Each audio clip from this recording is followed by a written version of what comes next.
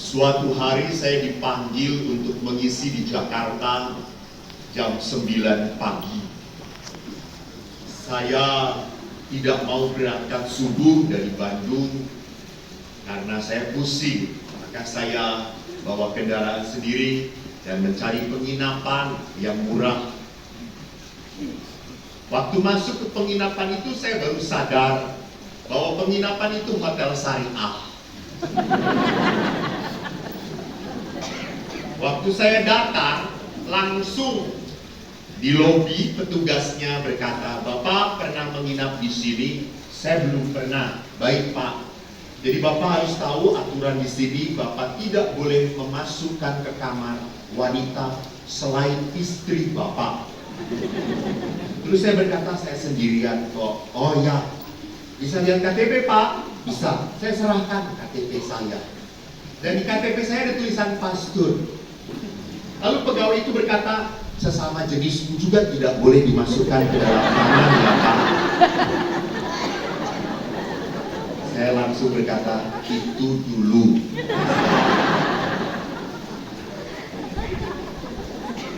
Saya bisa saja marah dan jengkel gitu ya, bisa gitu. Saya kurang ajar sekali nih orang gitu ya. Emangnya kalau pastor homo? Emangnya kalau pastor tidak menikah lalu otomatis mencintai sesamanya? Ya tidak, ya jangan punya pikiran seperti itu. Kalau saya mau mengikuti marah saya, jengkel saya, kesel saya akan teracuni oleh dia. Maka kalau hari ini Elia, seorang nabi yang dianiaya, walaupun sudah menunjukkan kuasa Tuhan menyertai dia, beberapa hari yang lalu mungkin Anda mendengar bagaimana nabi-nabi Baal tidak mampu membuat persembahan ukupan itu bernyala-nyala, tapi Elia mampu. Namun toh orang-orang tetap menolak Elia, sampai Elia akhirnya kabur ke gunung. Dia ketakutan dan Tuhan menghibur Elia. Dan begitu indahnya pada saat Nabi ini di akhir-akhir pelayanannya, Allah berkata, "Aku akan mengunjungi engkau." Dan pada saat tadi dikatakan api, gelombang, gempa, Tuhan tidak ada di sana. Justru Tuhan hadir pada saat ada angin yang sepoi-sepoi. Inilah kontemplasi. Gereja itu mau mengajak anak-anaknya supaya menjadi anak-anak yang lebih berani mengandalkan Tuhan. Jadi ada sebuah istilah, di saat saya begitu memperhatikan permasalahan saya akan langsung terpuruk, saya akan selalu merasa saya ini orang yang paling menderita. Dan pada saat saya melihat diri sendiri, saya selalu akan berkata saya tidak mampu, saya tidak bisa, saya tidak mungkin. Tapi pada saat saya menatap Tuhan, saya melihat Allah, saya mendapatkan kekuatan. Jadi saudaraku yang terkasih, kalau Anda berkata saya punya masalah romo, saya punya beban, saya punya kesakitan, kepahitan, saya katakan Anda normal. Oke, Anda belum layak untuk masuk rumah sakit jiwa. Tapi kalau Anda sudah, saya tidak punya masalah romo, saya tidak punya apa-apa loh, Anda gila. Atau jangan-jangan memang Anda punya masalah. Memang Anda tidak punya masalah karena Anda adalah sumber masalah. Anda yang membawa masalah bagi orang-orang yang dekat dengan Anda. Maka saudara-saudariku, menarik. Kenapa dalam gereja Katolik ada tradisi novena, tirakatan? Karena gereja mau mengatakan kepada umatnya, yuk di saat hidup ini berat, kembalilah pada Tuhan. Kembalilah pada Tuhan. Maka Yesus pun berkat waktu terakhir di dalam Injil Yohanes dikatakan mendoakan para murid-muridnya. Yesus pun berkata Dunia ini banyak kejahatan. dunia ini sulit, maka Tuhan sertai mereka, tolong mereka. Yesus pun mengakui bahwa dalam kehidupan ini tidak gampang. Anda tidak akan berhasil menyelesaikan tugas Anda di dunia kalau Anda tidak bersama Allah. Anda ingat toh, salah satu yang selalu dikatakan oleh ayah saya kalau Anda lihat YouTube saya, tadi Romo Bayu itu mengagumi saya. Dia itu berkata, Romo ini tidak punya YouTube tapi tenar ya. Ya, Tuhan yang melakukan. Kalau Romo Bayu berusaha tenar dan tidak tenar-tenar, saudara. Saya yakin amplop saya dikurangi.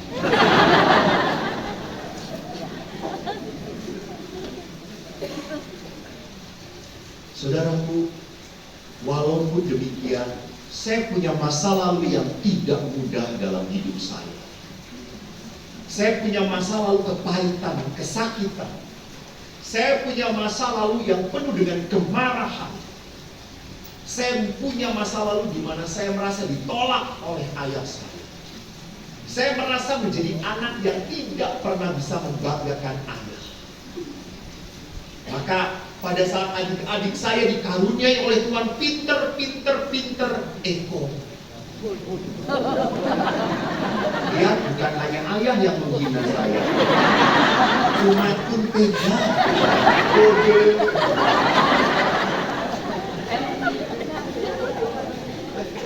Gak apa-apa. Kemarin saya ke Batam lalu ketemu seorang anak kecil. Hey, ini Romo yang bodoh itu ya? Masya, kata saya.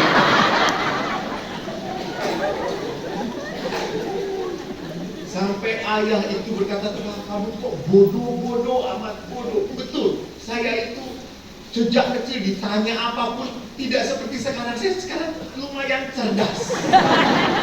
Lumayan. Dulu kalau ditanya itu kelengap lomo. Sampai ayah berkata, utak mungkin yang dengkul. Sampai ayah itu berkata, otak kamu ini dengkul. Adik kamu tuh otaknya di sini. Kalau jawab cepet. Kamu dari dengkul, lama perjalanannya. Kadang-kadang tersesat dan salah.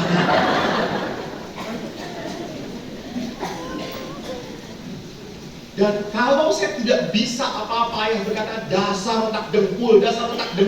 Itu yang setiap kecil saya dengarkan, otak di dengkul.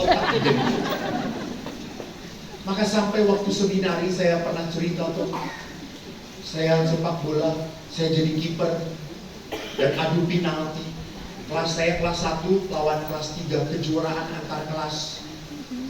Pada saat itu adu penalti terakhir, kalau gol kelas kita kalah, kalau enggak gol kelas kita menang. Dan yang terakhir nendang ini adalah jagonya dari sekolah kita. Tendangannya kencang sekali. Sampai teman-teman berkata, wes kok minggir ben gol lagi. Kenapa kok kalah? Kencang iki bocah nendang ikan. Tapi saya anak tentara, coy.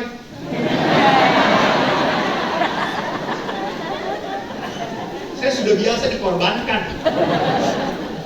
Jadi kalau cuma kayak gini, oke, saya jaga.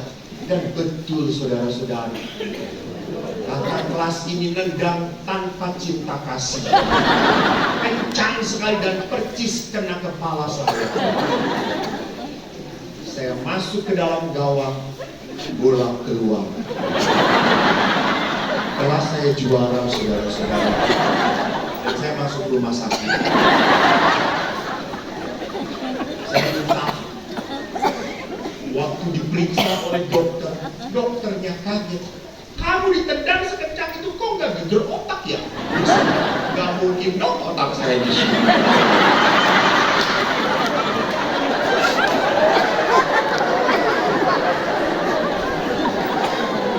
Saudaraku, apakah Tuhan pernah salah? Tidak. Maka saya kalau naik motor helm murah. Berharga, coy.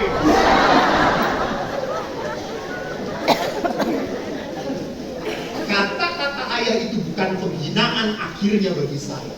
Kata-kata kata-kata itu justru kekuatan bagi saya. Di saat saya sudah tidak bisa pakai kepala saya pakai dengkul saya. Kalau untuk Allah, saya berlutut berdoa. Pakai dengkul Anda, Bapak-bapak. Karena kalau pakai kepala Anda, masalah makin susah. Pada saat Anda pakai dengkul dan itu Anda berkata, Tuhan, tidak bisa apa-apa lagi. Aku ingin kau kuatkan. Dan Tuhan akan menyertai kita. Jangan lupa Allah berkata, marilah padaku kalian semua yang letih lesu berbeban berat. Ini bukan omong kosong. Kita selalu tidak mau memberikan beban. Kita tidak mau memberikan kemarahan.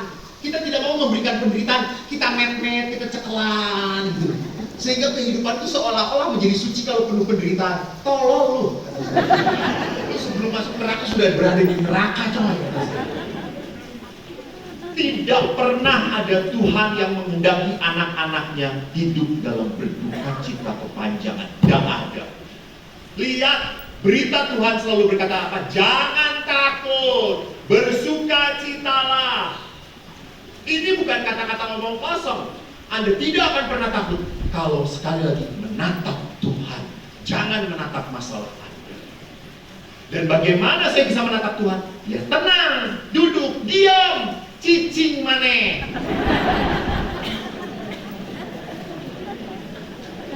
Diam. Ibu-ibu jelas? Diam. Tutup mulut.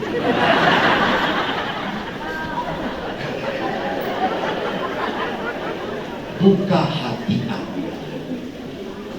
Jadi berdoa itu tutup mulut, buka hati. Jangan buka mulut, tutup hati. Salah. Berdoa itu tutup mulut, buka hati Anda. Baru Allah akan menjadi kekuatan bagi Anda. Dan di dalam bacaan Injil bagus sekali. Yesus mengajarkan untuk mutilasi. Mutilasi diri kita.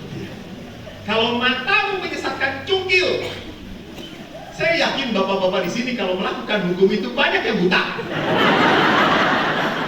Mungkin Romo salah buta.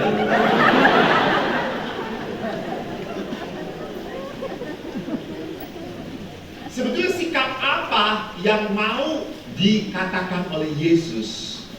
Ingat, di dalam Injil Yohanes pun jelas sekali. Ranting yang tidak berbuah akan dipotong. Maka Yesus mengajarkan sikap apa? Sikap radikal dalam kehidupan. Jangan pernah tawar-menawar dengan yang namanya godaan, cobaan. Kalah, Pak. Pak, saya tanya ya Pak, maaf ya Pak. Teman saya saja, Agus, ini teman saya ini. Pak Agus tinggal di Subang ya, punya tetangga. Suka melihat istri tetangga atau tidak? Serius ini Pak. Suka lihat istri tetangga? Oh bukan, suka, sering kelihatan ini.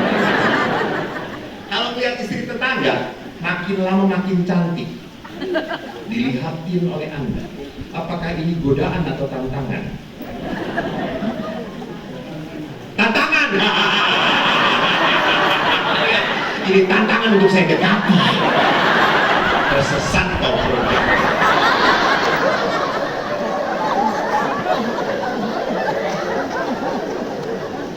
Kalau tantangan kan berarti harus didekati, kita tidak. Ampunilah dia Tuhan. Nah, kalau melihat istri dilihat makin lama makin jelek, ini godaan atau tantangan?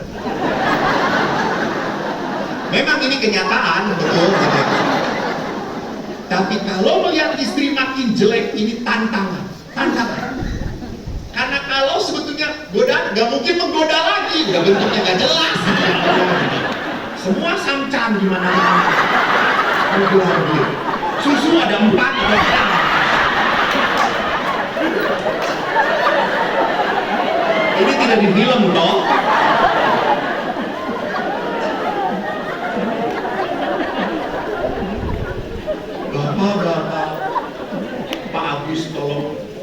membetulkan kembali. Jadi kalau melihat perempuan lain makin cantik, makin hebat, itu godaan, bukan tantangan. Ini di Subang itu masuk prodiakon dites nggak sih?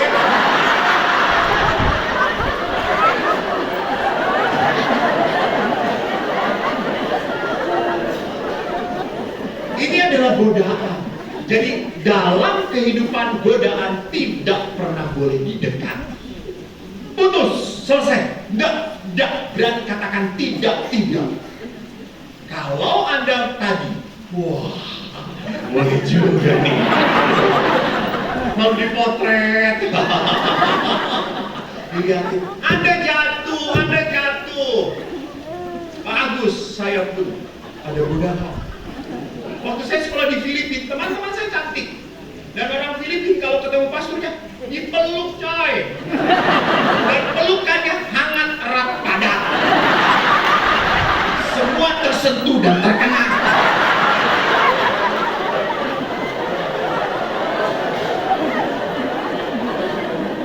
Awalnya saya risih, nggak enak. I'm Indonesian, that's not polite, that's not good. Tapi lama-lama ketagihan.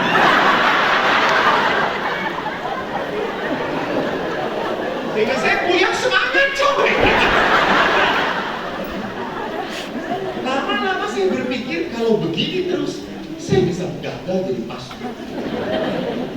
Akhirnya saya harus memutuskan dengan teman-teman. Hi father, how are you? Fine. May I hug you? No, sorry. Just shake my hand, it's enough. Why father? I hug you in Christ, kata saya. Lu tenang-tenang, gua pulang pening coy. Ini ada penyaluran, kata saya.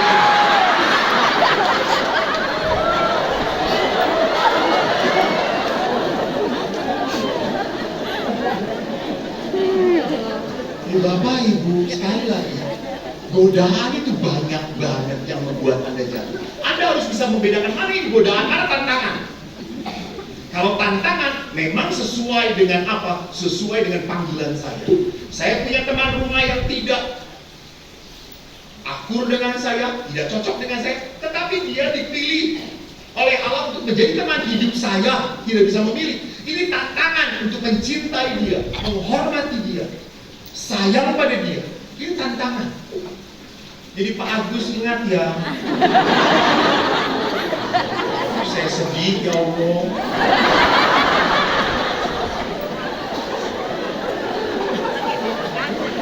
Walaupun istri sudah tidak menarik, bapak-bapak, ini godaan atau tantangan?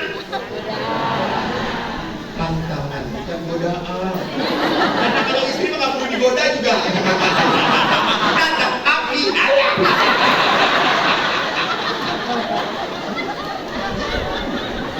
Ini tantangan. Walaupun Anda tidak tahan dengan cerewetnya, dengan bawelnya, dengan selalu namanya istri itu selalu apa? Ngungkit-ngungkit. Yang dulu kalau suami selalu ngeluh, selalu nyala-nyalain, keras kepala, gak pernah terima kasih. Pak, enak gak? Oh. Enak gak? Oh. Mau teh apa kopi? Besok lagi dulu, lu udah kasih cumi,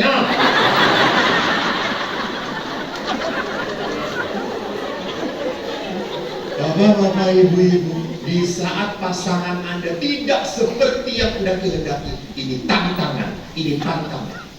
Apakah Anda masih belajar mau setia melayani dia? Walaupun terpaksa, betul, karena semua kebaikan itu dilakukan jarang sekali dengan rela hati. Tidak sering kita harus memaksakan diri. Betul, kebaikan itu harus dipaksakan. Contohnya, Anda beli kupon. Ingat Pak,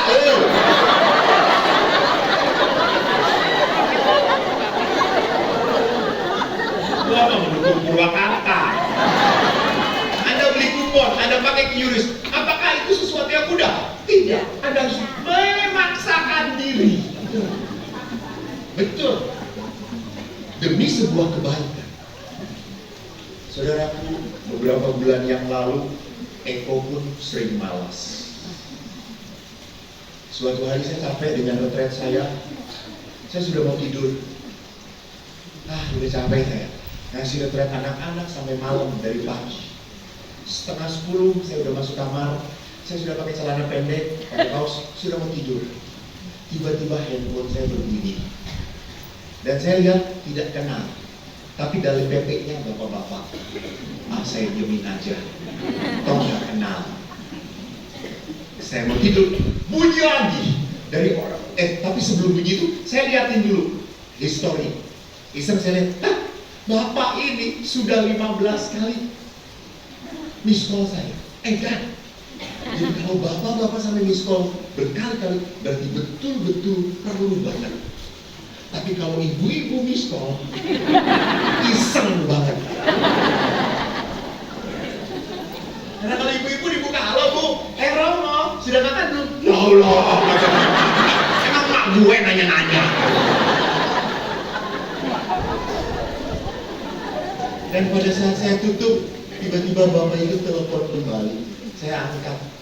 Romo, bapak ini betul-betul rendah hati. Romo, maaf, saya yakin saya mengganggu Romo. Oke pak, enggak apa-apa. Ada apa bapak? Saya panik Romo, saya takut.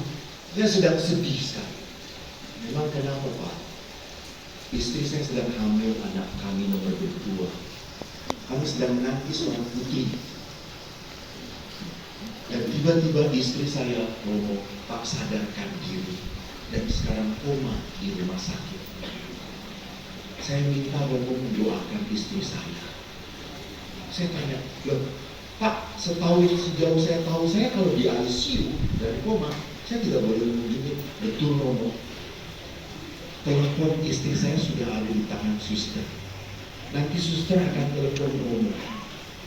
Silakan Romo bicara. Tolong doakan.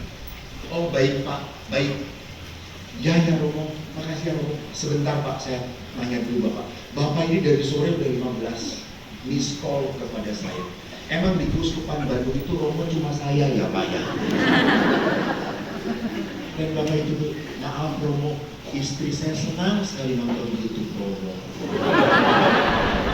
Semoga di saat Romo bicara mendoakan istri saya bangun Romo. Terus saya dalam hati berkata, ya antara 2, bangun atau bablas? Ya toh. Saya dalam hati nggak ngomong ke bapak itu. Bapak itu kan istri dia gitu. Lalu akhirnya, baik Pak. Bapak itu menutup, saya pun tutup. Alah saya tuh udah capek. Udahlah toh ini istri yang tidak sadar toh. Saya cuma ngomong, Bu, saya berkatin Ibu, Bapak Putra Roh Kudus, amin. Tidur ya, amin. Tutup. Saya maunya kayak gitu, capek. Malas. Saya duduk di meja belajar saya. Di meja belajar itu ada rosario, ada patung Bunda Maria. Saya tuh ngeliat ke Bunda Maria. Anda tahu Bunda Maria seperti apa? Iya Bunda, saya pastor, saya harus melayani, capek juga harus melayani. Iya ya. Saya selesai, handphone saya berbunyi. Saya angkat. Halo, tidak ada jawaban. Saya dengar, tit. Oh, di ruang ICU. Ibu, saya Romo itu. Saya doakan Ibu ya. Saya buat tanda salib dalam nama Bapa Putra Roh Kudus. Tiba-tiba, tidak tahu apa, mulut saya berkata, pertolonganmu begitu ajaib, kau telah mengikat hatiku. Di saat aku tak sanggup lagi, di situ tanganmu bekerja. Saya berdoa, terus mengalir, tidak saya pikirkan. Sampai tanpa sadar saya sudah 15 menit mendoakan ibu itu. Lalu saya berkatin dan saya tutup teleponnya. Besoknya saya bangun pagi, saya berdoa dengan para frater seperti biasa. Saya ekaristi, pulang kamar pukul 7 pagi. Saya ganti jubah, telepon berbunyi. Saya lihat, ini dia kemarin. Saya kata, halo, pastor, saya suster yang jaga hari ini. Ya, Pastor Eko? Ya, betul. Kenapa, suster? Pastor, saya dengar dari suster yang jaga tadi malam, pastor mendoakan ibu yang di ICU ya? Iya, suster. Pastor, ibu itu sekarang mau bicara dengan pastor. Oh, baik, suster. Dan ibu itu berkata, ngomong. Di saat Romo berkata, di saat aku tak sanggup lagi, di situ tanganmu bekerja, saya terbangun, Romo. Saya terbangun. Bapak Ibu, apakah itu karya saya? Tuhan bisa memakai orang malas. Loh, Tuhan menyempurnakan karya kita. Tuhan pun bisa memakai orang yang terpaksa nyumbang.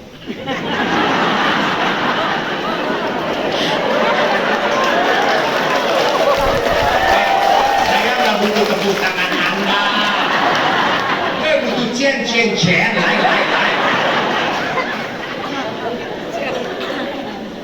Jadi Bapak Ibu, kenapa? Kalau godaan kita selalu tawar-menawar. Dengan godaan kita tidak pernah tawar-menawar, kita langsung tergoda, kita langsung jatuh. Tetapi dengan kebaikan, kita selalu pikir-pikir panjang. Why? Mengapa? Saudaraku, jangan takut. Kalau kita berani mengikuti Roh Kudus, Roh itu akan memberikan kekuatan pada kita. Oleh karena itu, mari bersama Bunda Maria kita selalu menjadi pribadi-pribadi yang berani mengorbankan diri kita. Walaupun tak mampu, walaupun malas, walaupun tak berdaya, saya tidak akan pernah kalah dengan kemanusiaan saya. Biar Roh mengalahkan kelemahan